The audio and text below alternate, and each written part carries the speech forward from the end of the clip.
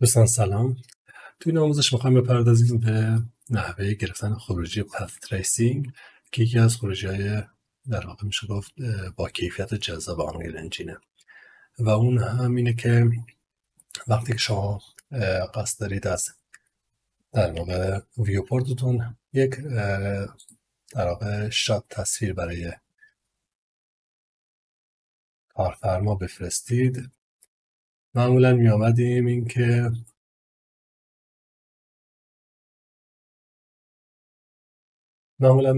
از قسمت در واقع این 3 تا خطی که این گوشه هست گزینه های رزولوشن اسکرین شات رو میزدیم. خب شاید خیلی خروجی با کیفیتی رو بهمون نده و شما دوست داشته باشید که یک خروجی تمیزتر و با کیفیت تری رو به کارفرماتون یا با عنوان خروجی کارتون داشته باشید. ابزاری رو داریم توی آنریل انجین با عنوان پث تریسینگ که از قسمت لید اگر بیایید اون رو به اسم پث تریسینگ میبینید. اگه براتون فعال نیست میتونید از ادیت بخش پراجکت ستینگ تایپ کنید ری تریسینگ. این که اول اینکه حتما باید کارت گرافیکتون RTX باشه، بعد گزینه ساپورت ری تریسینگ رو فعال میکنید و در پایینش هم به صورت پیش‌فرض پث تریسینگ فعال، همین که اینو فعال میکنید اینم فعال میشه. اگر نبود این رو هم فعال کنید، سیستم برنامه رو یک بار ریستارت میکنید و این گزینه براتون اضافه میشه. و اما پث تریسینگ چی است و چطور میشه ازش استفاده کرد؟ همین که در واقع این کار انجام میدید میبینید که در پایین یک نواری براتون ظاهر میشه و در واقع شروع کنید به رندر گرفتن. برای اینکه بتونیم به تنظیماتش دسترسی داشته باشیم کافیه یک در واقع پست پروسسی رو وارد صحنه‌تون کرده باشید که من از قبل انجام دادم. میرید توی بخش تنظیماتش، اگر این در واقع اسکرول بار رو پایین بیاریم میرسیم به بخش پث تریسینگ، یعنی همینجا تایپ کنید پث، تنظیماتش رو براتون میاره. به صورت پیش‌فرض روی 32 18 و اینا هم غیر فعالن، میشه گفت توی خاموش هستند و این هم تیکش خورده و تقریبا میشه که همشون غیر فعالن به صورت پیش‌فرض، ولی ما اینا رو فعال میکنیم. ولی ببینیم که اینا در واقع چه تنظیمات رو توی بخش پث تریسینگ برامون فعال میکنه. خب ببینید گزینه اول مکس باونسده که در واقع تعداد مرتبه پرش نور رو توی صحنه‌تون بهتون نشون میده. مثلا روی 32 اگه من بیام این رو روی مثلا 1 بذارم و این مقدارم یکم کم کنم که سرعت بالاتر بره.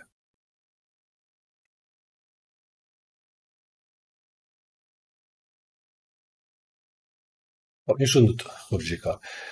شاید در مرحله اول بگین خب چیز اتفاق خاصی نیفتاده اینجا که کاملا تمیز و روشنه، اما که دقت کنید می‌بینید که سایه ها کاملا سیاهه، یعنی تو بخشایی که سایه دارین کاملا سیاهه. دلیلش هم اینه که دیگه نور بازتابی نداشته، یه بار برخورد کرده و تمام شد. اما اگر مثلا بیایم این تعداد رو روی مثلا 3 بذاریم،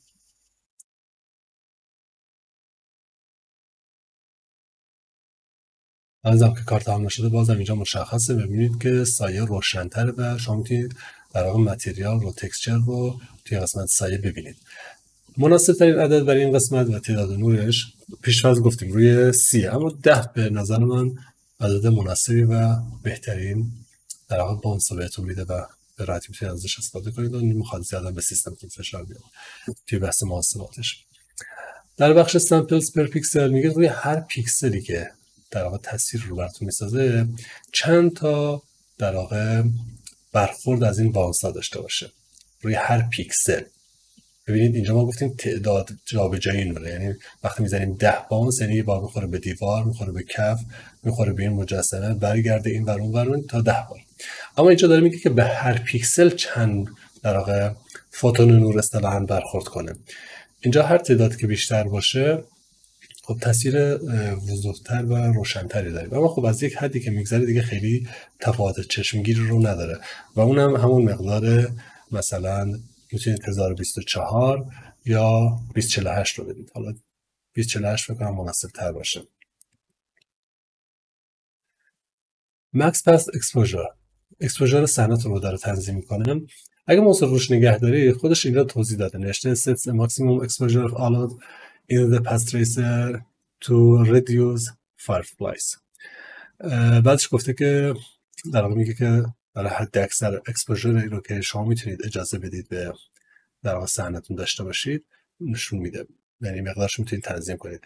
صحنه‌تون هر میزان اکسپوژر داره این رو در واقع چند پله بالاتر نگه دارید.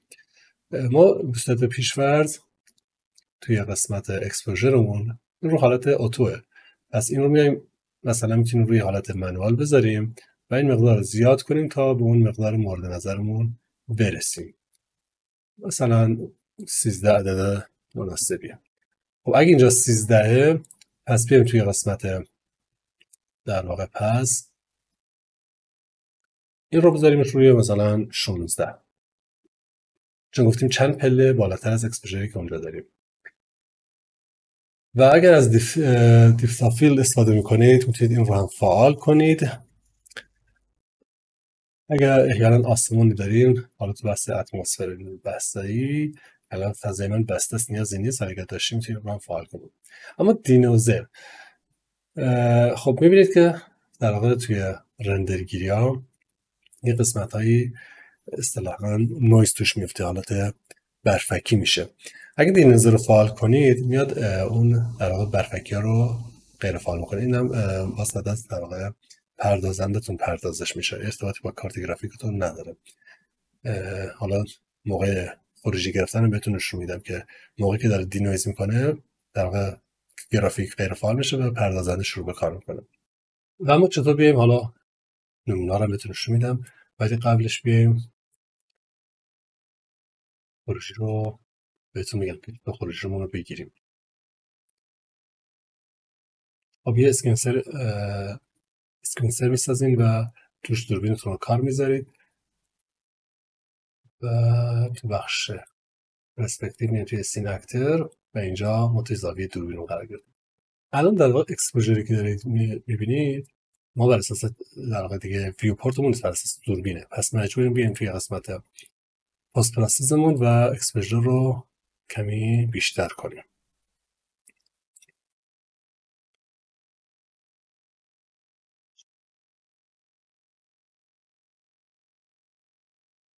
پس اگر 20 یا 19 مناسب باشه، پس میایم پایین ترم این مقدار رو میذاریم مثلا روی 22. گفتیم باید بیشتر از اکسپوژر صحنه‌مون باشه. اگر هم بخواید اصلا بهش دست نذارید و در واقع اکسپوژر پست پراسس رو روی حالت اتوماتیک بذارید با اکسپوژر هیستوگرام مهم نیست. خیلی خوب، میریم توی قسمت رندر. حتما باید رندر کیوتون فعال باشه. اگه اینم بازم براتون فعال نیست، تو بخش ادیت پلاگین ها کافی تایپ کنید رندر و اینجا نوشته مووی رندر کیو فعالش میکنید و بازم نیاز داره که برنامه یک بار ریستارت بشه و دوباره بالا بیاد. موقعی که ریستارت میشه نیاز نیست که حتما فقط سیواتون رو انجام میده، حتما خودش هم میپرسه، نیاز نیست که مثلا بگین دوباره باید اینا رو تنظیم کنم، خودش به همین شکل دوباره براتون باز میشه. ما ذخیره بکنیم و ذخیره شده و اما گرفتن رندرمون کادر بینشن و همون باز میشه که میتونیم روی آنسر کانفیگ کلیک کنیم. برای اینکه بتونیم پس رسینگ رو فعال کنیم، حالا من از قبل تنظیماتش رو در واقع یک بار انجام دادم و ذخیره کردم که دیگه نیازی نباشه هر بار این رو تکرار کنیم.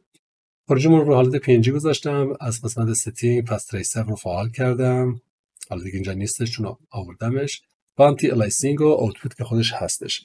با دوتای اولی کاری نداریم، روی آنتی الایسینگ کلیک میکنیم. اینجا نوشته اسپیشال سامپل کانت تمپورال سامپل کانت، این عدد رو روی 20 گذاشتم. حالا خروجی رو بهتون نشون میدم که با 20 چه کیفیتی داشته، با 50 یا 60 فکر کنم زدم اونم چه کیفیتی داره. حالا دیگه بستگی به خودتون داره، هر چقدر این تعداد بیشتر بشه یکم کیفیت تصویرتون بهتر میشه، ولی خب از یه حدی که بگذاریم میبینید دیگه خیلی تفاوت آنچنانی نداره. و این مقدار به صورت پیش‌فرض روی 16 اگر اشتباه نکنم روی سیستم یا یکه و میتونید اون رو روی مقداری متفاوتی تغییر بدید و حتما این تیک رو هم که غیر فعاله فعالش میکنید و آوتپوت رو هم برای خروجی گرفتن محل ذخیره فایلتون که کجا باشه، مثلا صفحه دسکتاپ و اینکه اسم فایل خروجی چی باشه و اینجا هم رزولوشن تصویری که ما هم خواهیم خروجی بگیریم. مثلا میذاریمش روی در واقع 4096 در 2765 ابعادی که من میخوام. خب برای اینکه ما فقط یک فریم از در واقع سیکونسری که داریم تنظیم کنیم، این الان غیر فعال میشه برای شما.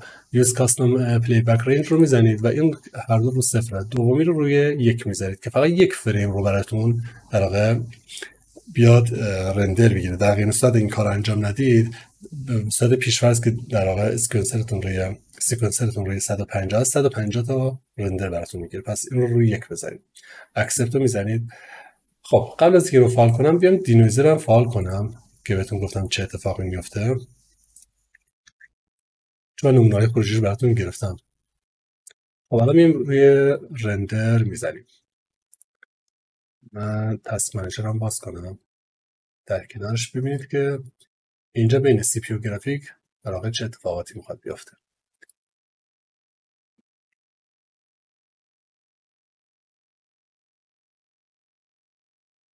خب این الان سی پی و 100 و گرافیک خیلی عملکرد خاصی نداره. الان گرافیک شد 80 و سی پی و این یک حالت نقصانی رو داره بازی میکنه. هر بار که گرافیک وارد کار میشه سی پی و کارش پیدا میکنه و گرافیک شروع کنه به پردازش و برعکس در واقع پردازش گرافیک پردازنده شروع میشه، گرافیک عملکردش پایین میاد. الان 76 گرافیک کم شد و پردازنده 100. این رو روی در واقع 6 تا از هسته هم انجام میده. یعنی روی هر 12 در واقع 12 تا هسته‌اش هم 6 تاشون هم مجازیه. این هم عملکرد گرافیک و این حالت پالسی رو هی تکرار میکنه. اینجا پردازنده به اوجش میرسه و دوباره پایین میاد و نوبت گرافیکه. این در واقع داره همون دینویز رو انجام میده. یعنی هر بار که کار رو انجام میده میاد سراغ دینویز. وقتی که دینویز رو غیر فعال میکنید دیگه این حالت نیست، یعنی پردازنده باش کاری نداره و فقط گرافیکه و باعث میشه که سرعت خروجیتون هم خیلی بالاتر بره. الان مثلا بعد از گذشت چند مدت میبینید که فقط در واقع یک پاس رو الان شد 2 پاس طی کرده و من اینو کنسل کنم و الان من میام در واقع دینویز رو غیر فعال میکنم و ببینیم که موقعی که میخواد رندر بگیره عمل کردش به چه صورته. هم سرعت رندرمون خیلی بیشتر میشه و هم دیگه پردازنده باش کاری نداره. ببینید الان گرافیک روی 76 77%، پردازنده همینطور روی حالت خودشه.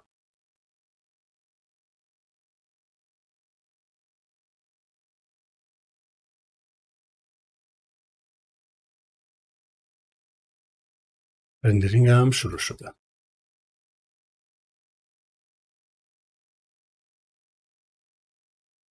اینجا مثلا شد 20. عددی که توی قسمت تنظیمات خروجی میزنین دقیقا همین تعداد 20 تا 20 تا مثلا اگه 50 باشه 50 50 بالا میره. 40 همینطور. ببینید خیلی سرعتش بیشتره دیگه، سی پی درگیر نیست برای دینوز کردن و این باعث میشه که در واقع خروجیمون خیلی سریعتر گرفته بشه. و این که بگم توی دینوز کردن جزئیات رو ما از دست میدیم، چرا؟ چون میاد اون قسمت های ریز طراق کار رو با استفاده از دینویز محو میکنه و یه حالت محو شدگی بهش میده و باعث میشه که بعضی جاها ما جزئیات رو نداشته باشیم. خب حالا من چند نمونه در واقع خروجی گرفتم که اینا رو بهتون نشون میدم. مثلا این تصویر رو من با نسخه 5.1 گرفتم و این رو با نسخه 5.2. حالا بریم اگه این دوتا رو با هم مقایسه کنیم، میزان کیفیتش رو مثلا روی 100، این هم روی 100 بذاریم، یعنی با تنظیمات برابر، فقط اون رو توی نسخه 5.1 این رو توی نسخه 5.2 تفاوت خاصی حس نمی کنیم.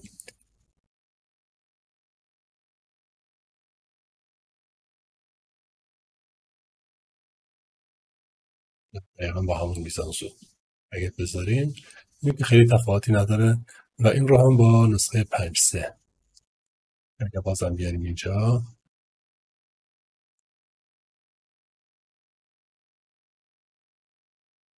بازم هیچ تفاوتی توی این دوتا نیست. این رو مثلا کنم از نمای دور در واقع چند تا رندر بگیرم با خروجی تنظیماتی که داشتیم. در واقع اینجا روی 20 بوده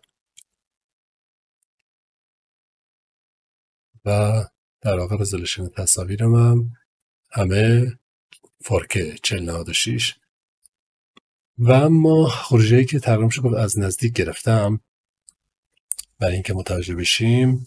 مثلا این رو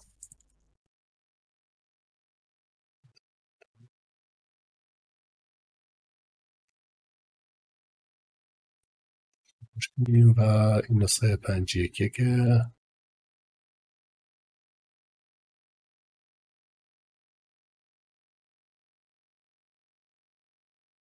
ببینید دو تا تنظیمات کاملا مساوی فقط توی این دینویز فعال بوده، توی این غیر فعال بوده.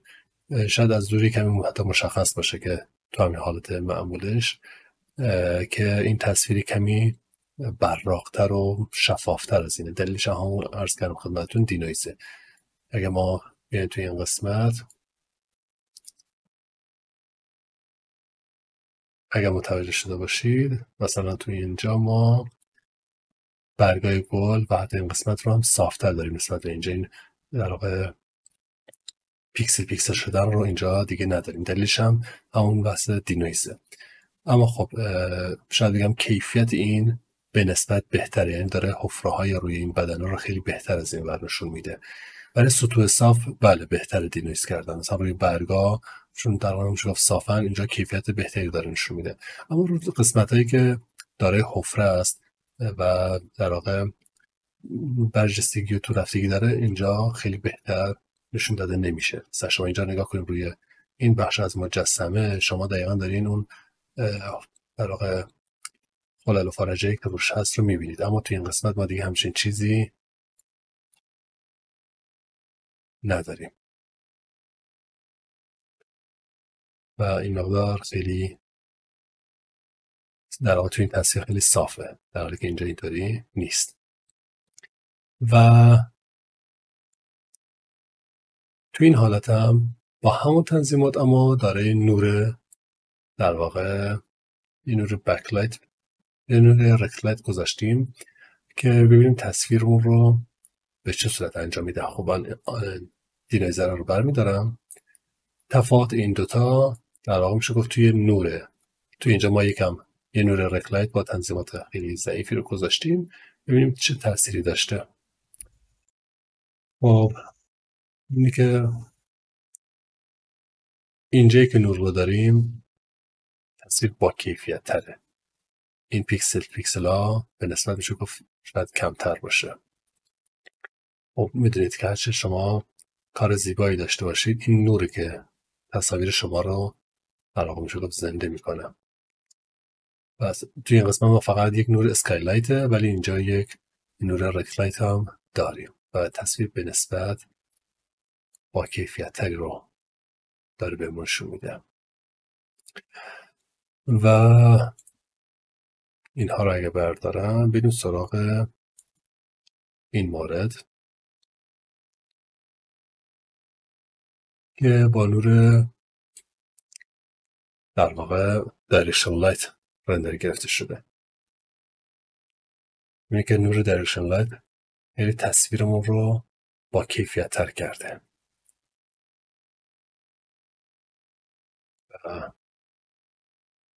چون در واقع نور طبیعی تری هست میبینه که تصاویر بسیار تمیزتر و با کیفیت تره. توی این مورد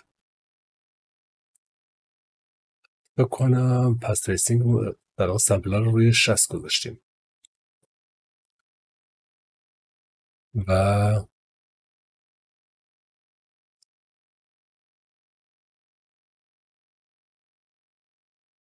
اینجا میبینید که بازم توی این مورد که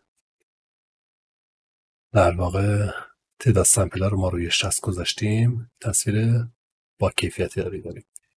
حالا یک مورد در آخر براتون میذارم و اینا رو ببندم و یکم گیج شده باشید. ببینید این در واقع اندازه 4K ولی با سمپل 90 بسیار با کیفیت تره.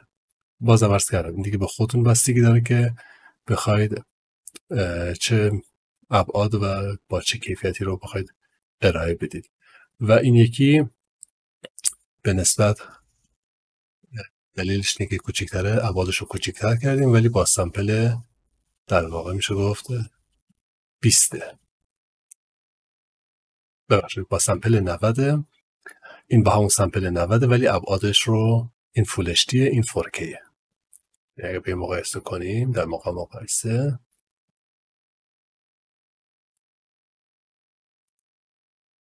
تقریبا اگه بخوایم یه ابعاد برابری داشته باشیم ببینیم که چون تصویر 4K ابعادش با که بزرگتره و با کیفیت تر داره نشون داده میشه.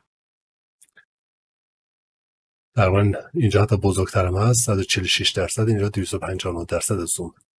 اگه بخوایم بیارین جلوتر تقریبا میشه گفت یه همچین حالتی باشه. خب میبینید که تفاوت خیلی زیادی دارن توی ابعاد، یعنی تنظیمات هم یکی اما این با یک ابعاد 4K این با ابعاد HD. خب اینطور میتونیم نتیجه بگیریم که نور دایرکشن لایت خیلی توی کیفیت تصویرمون اثر مثبتی داره. ابعاد تصویر و تعداد سمپل هایی که این ابعاد تصویر و تعداد سمپل هایی هم که اینجا میذاریم کیفیت تصویر رو بالاتر میبره.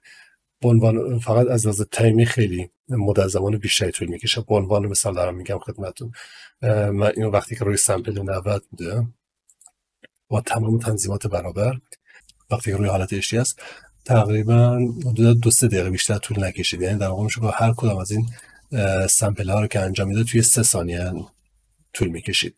اما وقتی که این رو تبدیل کردیم به در واقع 4K هر سمپلش چیز حدود 35 تا 40 ثانیه طول میکشید.